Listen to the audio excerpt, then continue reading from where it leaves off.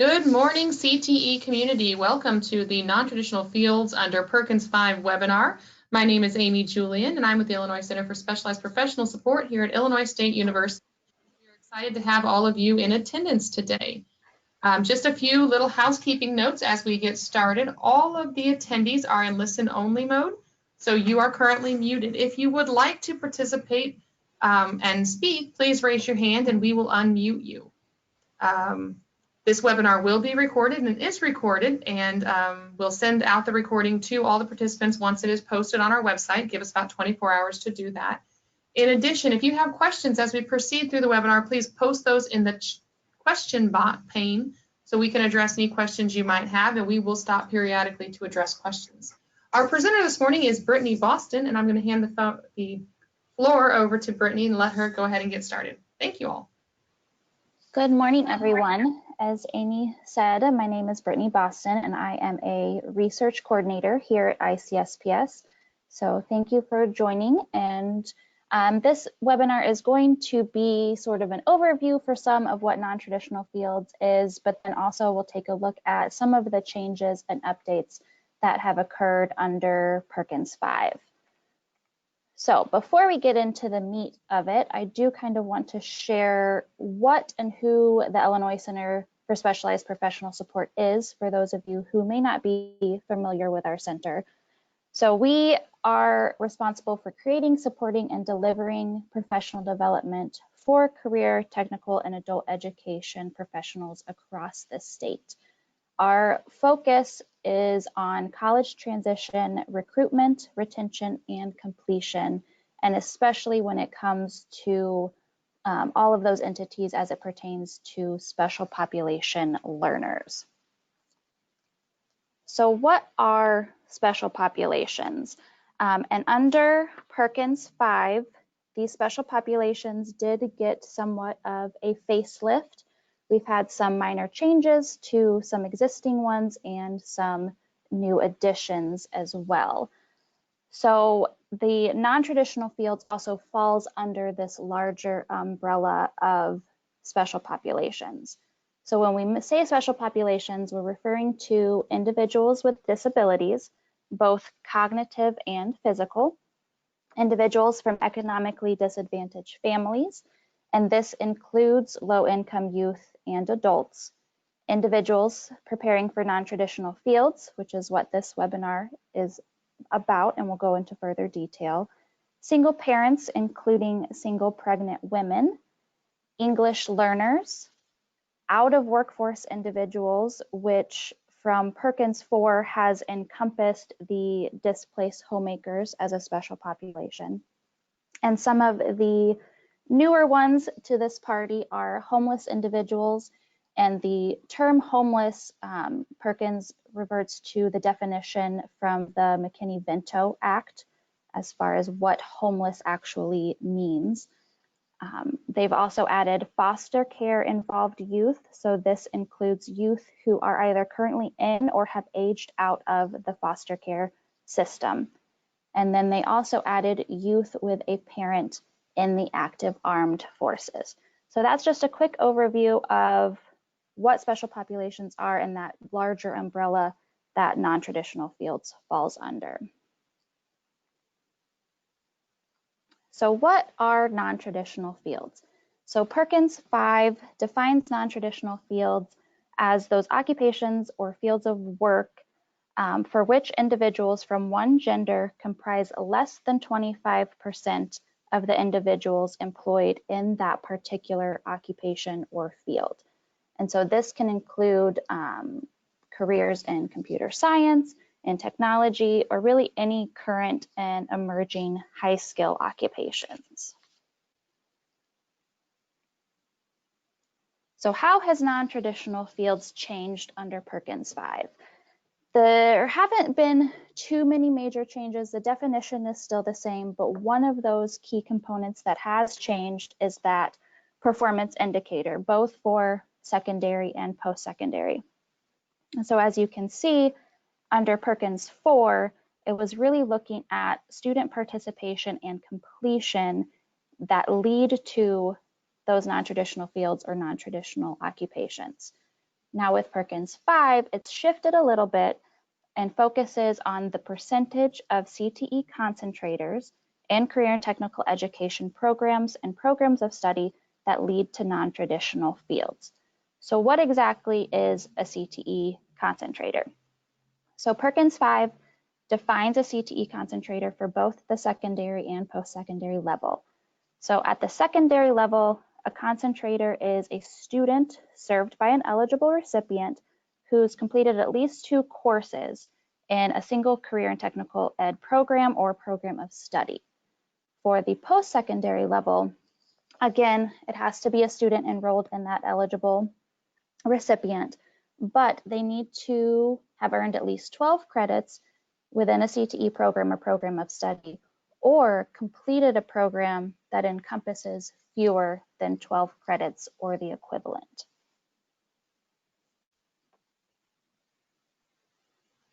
So let's really get into the meat here of what non-traditional fields are and what are some examples when it comes to those fields for males and females. And these are obviously not exhaustive lists when it comes to males and females, but just some of the top ones that we see come up a lot. For males, we see cosmetology, elementary education, dental hygienist. And again, this means that males comprise less than 25% of the occupation for these particular fields. For females, we have engineering, law enforcement, electrician. You can see a lot of them are those more STEM-based occupations.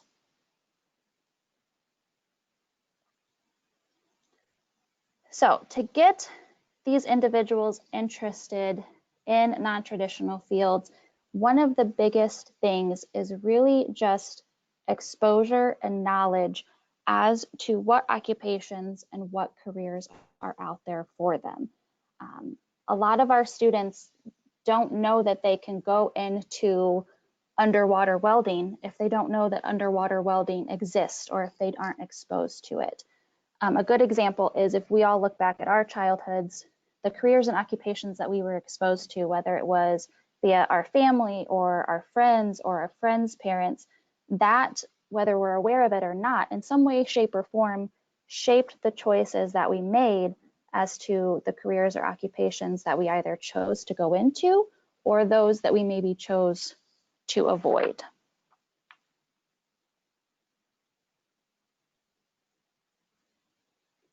So let's take a look at some strategies on how to inform students about these non-traditional careers. So with Perkins 5, one of the amazing things is that it now allows exposure to begin even earlier than 8th grade. We can now go to 5th grade, which again goes back to that knowledge is key and that early exposure being so important and getting that information out to these students. But we also want to make sure that we are educating our faculty and staff, whether it's instructors, teachers, counselors, advisors, about the bias that they may personally hold or even institutionally hold about students seeking and going into those non-traditional careers. One of the examples that really sticks out to me was if you were a part of the forum and were able to see Dr. Ben Williams from NAEP as our opening speaker, he shared a story of an institution that had very low enrollment numbers for females in their welding program. And so they really took a deeper dive and it took a microscope to it to see why that is.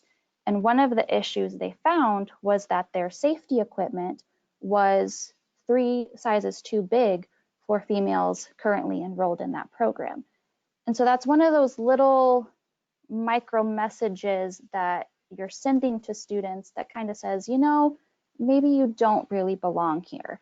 And it's kind of a safety issue as well if they're trying to do welding and their gloves are slipping off. And so just really looking at those little things that kind of send what kind of message we're sending to the students when it comes to them being a part of these non-traditional careers or programs within our institutions. And also when we're discussing faculty and staff and counselors and advisors, it's important to look at the communication between both secondary and post-secondary and making sure that our counselors and advisors are aware of the programs that are being offered, are aware of the dual credit that's being provided, the expectations of the students, and making sure that they can really talk the talk and walk the walk when it comes to communicating that information to the students and informing them about these programs that are offered locally in their area. Another key piece is making sure we are creating relationships with employers. Obviously, we want to make sure that we are meeting the employer's needs, but it's also a great way to bring in potential speakers for programs. Again, one of the key pieces that we'll kind of get into a little bit more down the road is making sure that students can see themselves within that occupation. So having a male early ed teacher come in to speak about his experiences in the classroom and getting this role, having a female welder come in and share her experience, and also sharing those resources. The welding equipment that was oversized for this particular institution, you could possibly reach out to an employer and see if they could donate. So really building those relationships to get that word out. And also being able to discuss that local employment opportunities for those in the field, making sure that students know if they enter into a non-traditional career, there are jobs out there for them as well.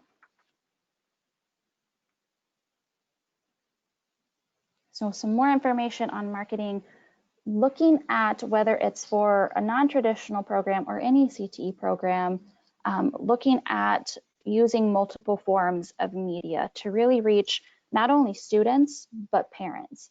And when I say parents, even looking at just any sort of influential individual that could possibly be in that student's life. That could be grandparents, aunts, uncles, cousins, whatever the case may be. Using social media to your advantage, not just looking at the radio and television ads, but looking at Facebook, Twitter, Instagram. I'm sure there's more out there that I am too old to know, but using those multiple forms of media and using those multiple platforms to get the word out. And really helping parents and students dispel those stereotypes of what it means to be in a non-traditional field, and that it doesn't affect, one of the things is looking at women in those STEM careers or men in more of the caregiver sort of roles within healthcare and early childhood education. It no way in shape or form affects their level of femininity or masculinity or any of that. And so really educating both parents and students about those stereotypes and sort of where they come from and how to sort of dispel those as well.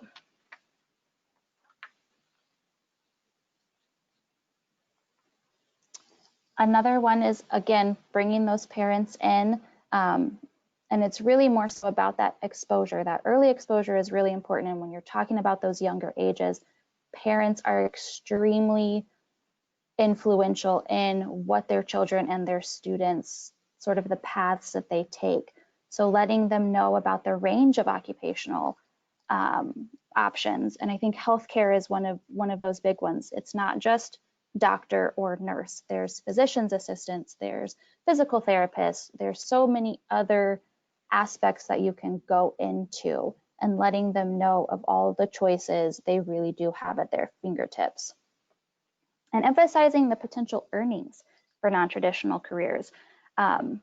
We're all aware and we all know money talks, and a lot of times these non-traditional fields have a very substantial salary that can lead to a self-sustaining wage, which is one of the end goals for our students. And then when you're marketing and you're using language, making sure we're using gender inclusive language, not gender specific. So a good example here is looking at firefighter or police officer rather than fireman or policeman. And again, instilling that at an early age and having that exposure at an early age. I know I personally have a 3-year-old, and that's one that I've already started with him is, it's not a policeman, it's a police officer and it's a firefighter. And my husband kind of rolls my eyes at me a little bit, but again, it's that early exposure and letting them know that whether you're male or female makes no difference as to the career or occupation you're choosing to go into. And again, when it comes to the language we use, we want to make sure that our audience knows what we're talking about. And when we're talking to students, when we're talking to parents or people outside of our little bubble of Perkins and CTE, they may not know what special populations are, and they may not know what non-traditional fields are.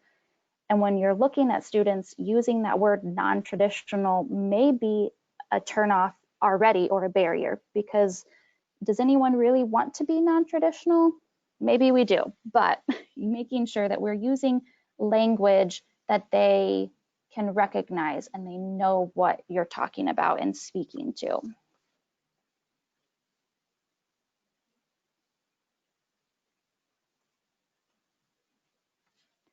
So when using pictures, when you're marketing, whether it's via flyers or brochures, you want to make sure that you have those students, whether they're, quote unquote, non-traditional field students or special populations, that you show them working, not just on the sidelines watching. And again, that's really key in making sure that individuals that are interested or being exposed to these non-traditional fields can actually see themselves within that occupation or within that field.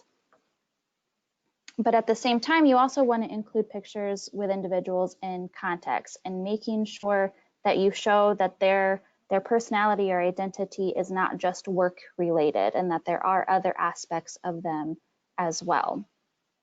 And then including pictures with colleagues of another gender working as peers and showing that, just because you're a male in early childhood education doesn't affect the relationships and the professionalism that you have with your colleagues as well. So before we jump into any more, do we have any questions?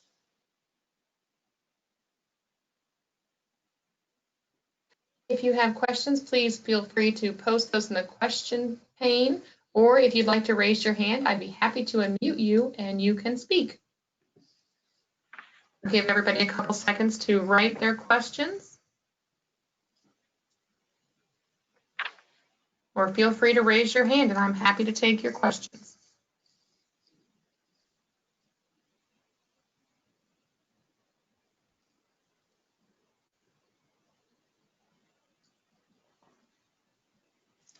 All right, well, I'll keep There on appear to be going. no questions at this time, so we'll have an opportunity again later.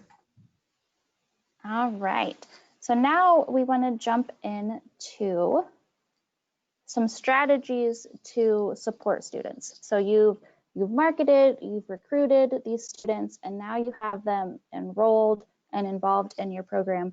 How can you support them throughout the program?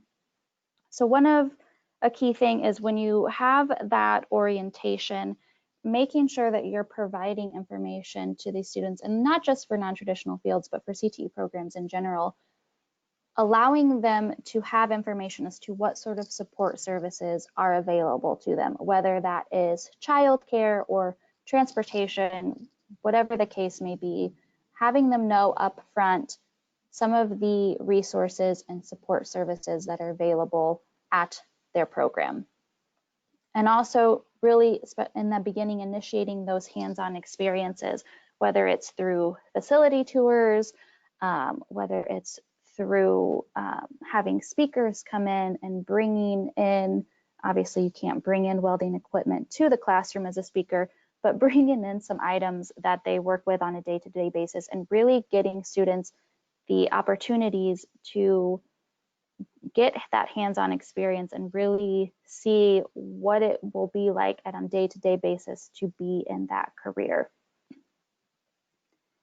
And then again, when it comes to counselors, when it comes to advisors, teachers, instructors, staff in general, really training them on the issues that may be related to special populations, to those individuals in non-traditional fields, and how to assist them through that, having them be aware of those support services that can be provided to these students.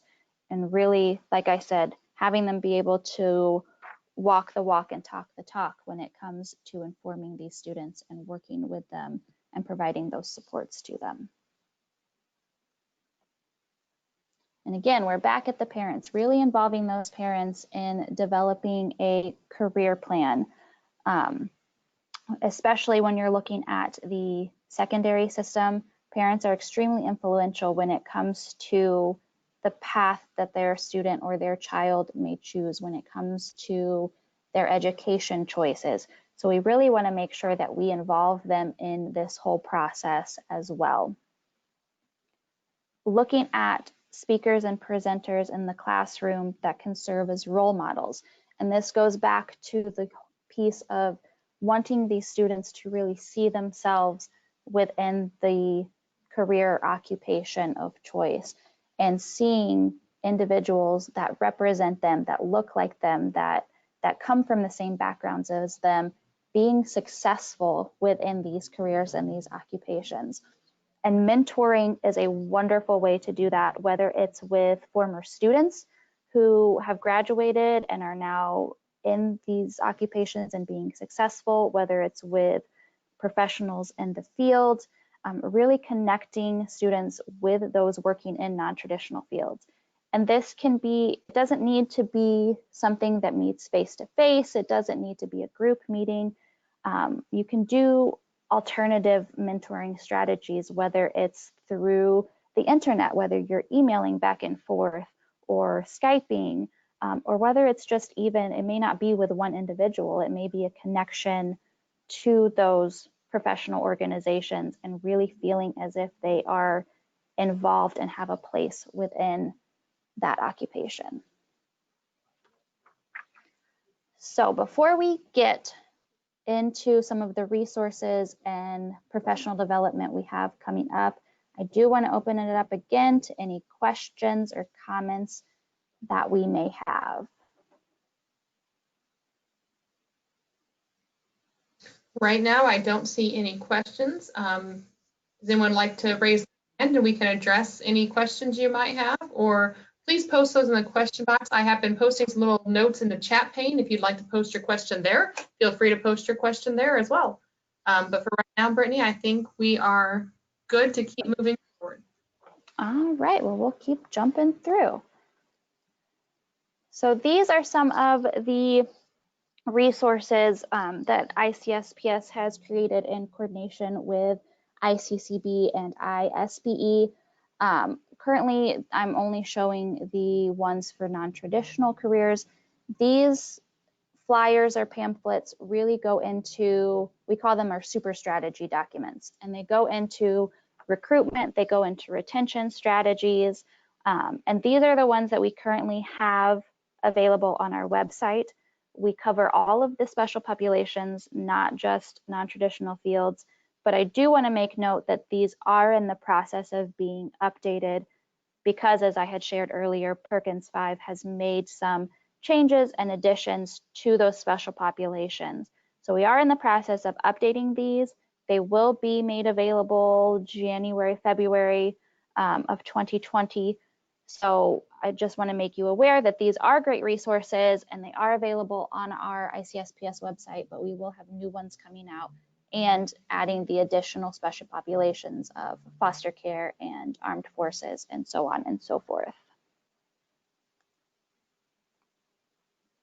So some upcoming professional development that we have coming up this fall and winter as it pertains to non-trad and special populations. We have a wonderful partnership with NAPE, the National Alliance for Partnerships in Equity, and they are graciously providing us 2 professional development experiences. The first is October 29th, which is next week, surprisingly, and it's the Exploring STEM Careers Messaging Matters, and really taking a deep dive into those STEM careers and looking at marketing and recruitment and retention. And with NAEP, it's always a very hands-on, interactive training experience. So definitely be sure, if you have not registered, that's here in Bloomington at Heartland. If you have not registered and it looks like something you'd be interested in, jump on our website and check that out. And then we also have them doing the Non-Traditional Fields Summit on December 2nd, again here in Bloomington at the Holiday Inn.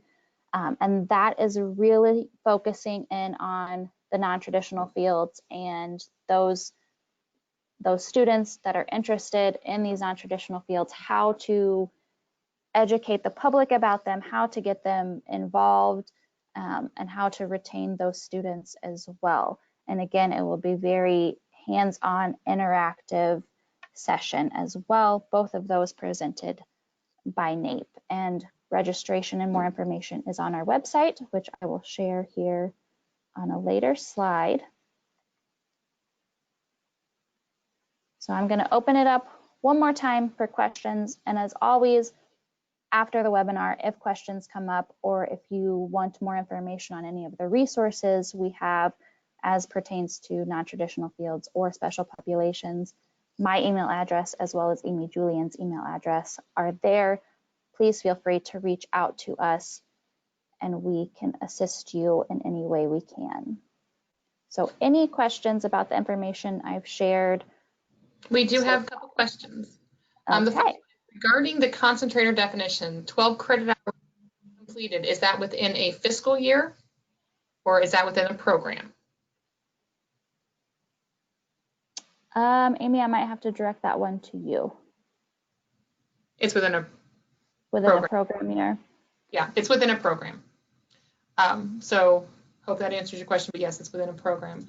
Next question, does the December summit count for ISBE required EFE director special POPs training? I will work with ISBE on that to see if we can get that lined up, because yes, we have been wanting to make sure the credentialing that is needed by the field accompanies the professional development. Thank you for the question. Another question, it seems that the parent inclusion would be a group in where secondary would carry. What examples of how post-secondary are addressing this group? Yeah, absolutely. And depending on the age range for post-secondary, you still could obviously involve that parent. And you, for the post-secondary, looking really at those academic advisors, because that seems to be sort of that first and that first touch base that the students have, and making sure that they know the information and can share those programs with those students, and really just any individual or group that may be sort of that influential role within that student's realm, that student's world. Instructors could be one as well. Just even aunts, uncles, friends, cousins, I mean, whatever the case may be, because I know sometimes we do have students where the quote unquote parent may not be involved, may not be a resource for them, but just making sure that we're touching base with all of those entities that could influence those students' choices. And to that point, as Brittany has said, there are some examples of just their support system. So we interviewed students who are at the post-secondary level, and this is from a post-secondary individual, and they have said, you know, I was very successful in this program until my friend found out I was going to make more money than him, and then that was an area that, you know, that's why she was not successful. Instead of losing the boyfriend, she chose to lose the career. We've also had students say, I really am interested in welding, but my dad would not ever allow me to be a welder because that's not something that he sees appropriate. So I do think, again, the parent identity is very important, and especially when we're talking about now we can have career exploration down to the 5th grade. So parent buy-in is really essential in helping them understand all the opportunities that exist. But partnered with that is also that whole community that, again, Brittany has just spoke to. What is that support mechanism for that student? And I think all of us can agree that if the support mechanism for the student is not there and supporting what they're working towards, there is a good chance that they're going to fail. And that's why mentoring is so important. That's why those cohort groups are so important, because if they don't have that support system, we can help provide that support system for them as an institution. So I hope that answered the question. Any other questions?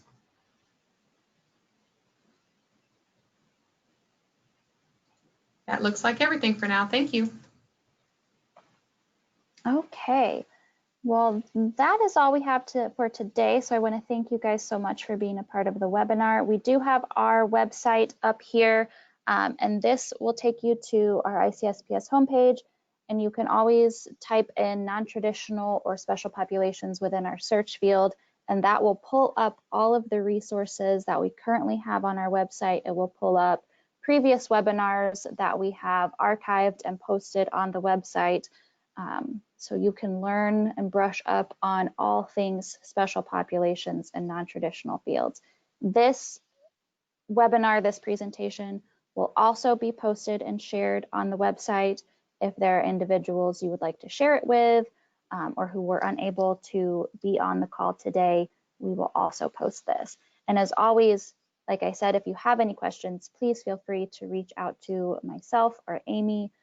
We're more than happy to discuss and chat and answer any questions you may have when it comes to non-traditional fields or special populations. So thank you so much for joining us. I hope this was informative, and we will see you on another webinar. Thank you.